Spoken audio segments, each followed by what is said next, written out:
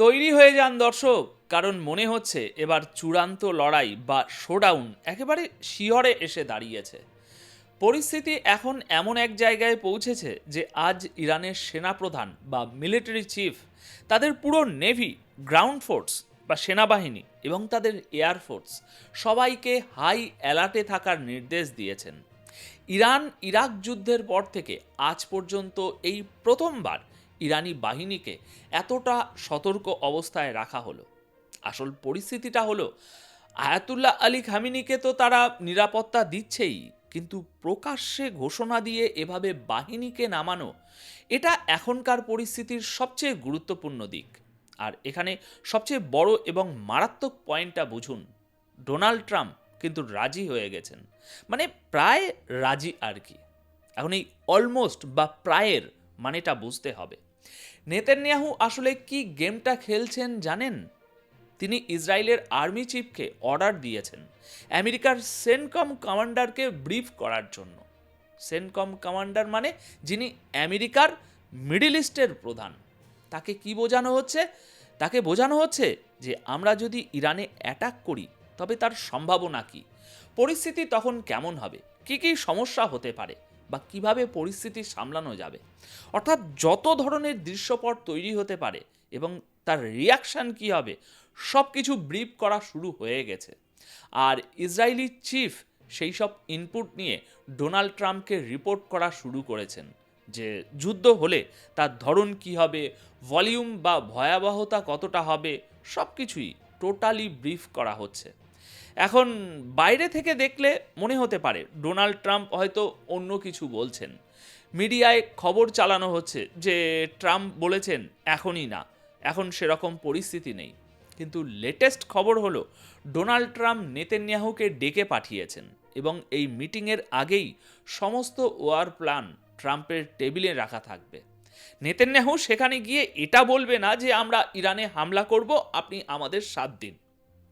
এটা তো পুরনো কথা, এটা আমরা সবাই জানি, এমনকি ছোট ছোট বাচ্চারাও তারাও জেনে গিয়েছে। আসল খেলাটা হলো নেতানিয়াহু ট্রাম্পের কাছে গিয়ে অনেকগুলো অপশান বা সিনারিও রাখবেন এবং তার মধ্যে যে কোনো একটাকে ফাইনাল করতে চাইছেন। সেখানে কি থাকবে? সেখানে থাকবে অ্যাটাকটা কোথা থেকে হবে, কোন ইসলামিক দেশ আমাদের সাথ দেবে, কোন ইসলামিক দেশ আমাদের সাথে থাকবে, যুদ্ধের ধরনটা কেমন হবে, তাদের আক্রমণের তীব্রতা কেমন হবে, আমাদের পরবর্তী পদক্ষেপ কি হবে, আমরা এই যুদ্ধটা কতগুলো দেশে ছড়িয়ে দেব, চীনের প্রতিক্রিয়া কি হবে, রাশিয়া কি বলবে, কি করবে। পুরো ব্যাপারটা আসলে এটাই।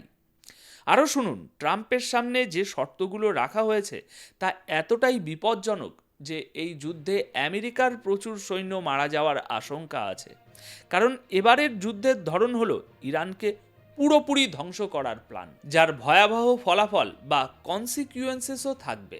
ইরানের আয়াতুল্লাহ আলী খামিনি কিন্তু অর্ডার দিয়েই রেখেছেন যে যুদ্ধ 30 দিনের বেশি চলতে দেওয়া যাবে না এবং এর মধ্যেই আমরা সব তছনছ করে দেব। দেখুন, গতবারের যুদ্ধে কিন্তু ইসরায়েল জিততে পারেনি।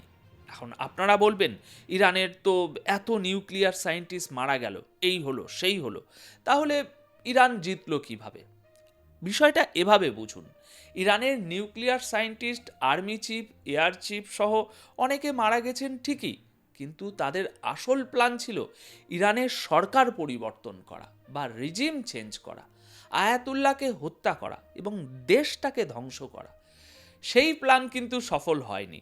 অর্থাৎ মানুষের জীবন গিয়েছে ঠিকই, কিন্তু ইরান টিকে আছে। ইরান আসলে ইসরায়েলকে আচ্ছা করে ধোলাই দিয়ে নিজেকে বাঁচিয়ে নিয়েছে।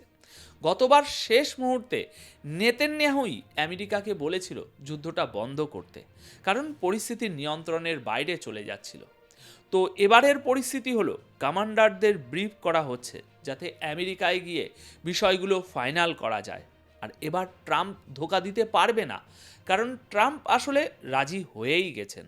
যদি রাজি না হতেন তবে এই মিটিং হতোই না, সেনকম চিফ দেখা করতেনই না, আর ইসরায়েলি আর্মি চিফও ব্রিফ করতেন না। সুতরাং রাজি তারা আছেন, কিন্তু মতভেদ হচ্ছে হামলার ধরন নিয়ে, কেমন অ্যাটাক হবে, সিনারিও কী হবে, এটাই এখনকার মূল আলোচনার বিষয়। আপনারা এখান থেকেই আন্দাজ করুন, ইরান তো আর বোকা নয়। আজ ইরানের আর্মি চিফ যে ওপেনলি বলেছেন সবাইকে তৈরি থাকতে, নেভি হাই অ্যালার্টে, এর মানে তারা সব জানে। এবং আজ ইরান কি করেছে জানেন? আজ ইরান তাদের ইতিহাসের সবচেয়ে বিপজ্জনক মিলিটারি এক্সারসাইজ শুরু করেছে। এমন মহড়া ইরান আগে কখনো করেনি। দর্শক, পরিস্থিতিটা একবার ভাবুন। এই সেই ইরানের বাহিনী যারা 12 দিনের যুদ্ধে এদের উড়িয়ে রেখে দিয়েছিল। আপনি মানুন আর না মানুন, ইরান কিন্তু শোডাউন করেছে। এখানে তুলনাটা দেখুন, ইসরায়েলের সাথে সারা দুনিয়া, আমেরিকা, ইউরোপ, টাকা পয়সা, অস্ত্র এবং অনেক মুসলিম দেশও তাদের সাপোর্ট করে।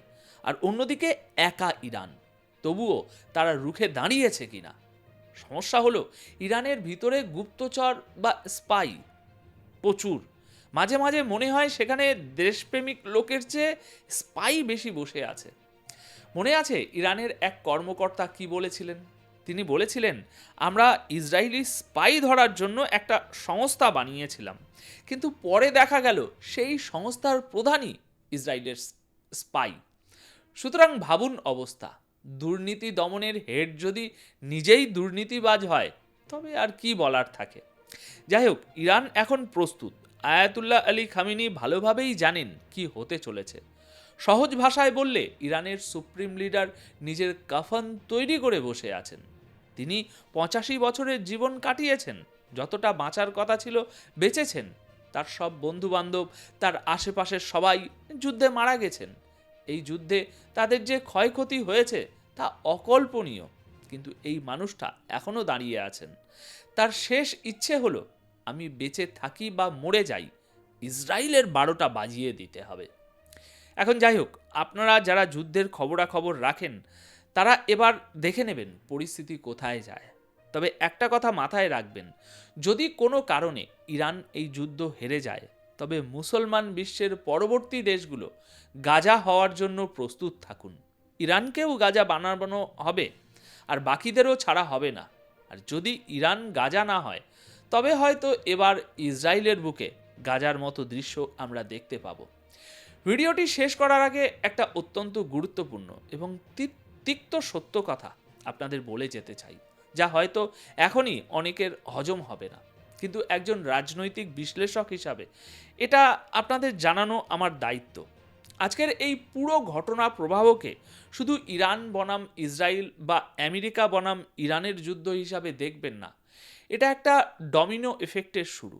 আমি আপনাদের আজই সতর্ক করে দিচ্ছি, আমার এই বিশ্লেষণটি মিলিয়ে নেবেন।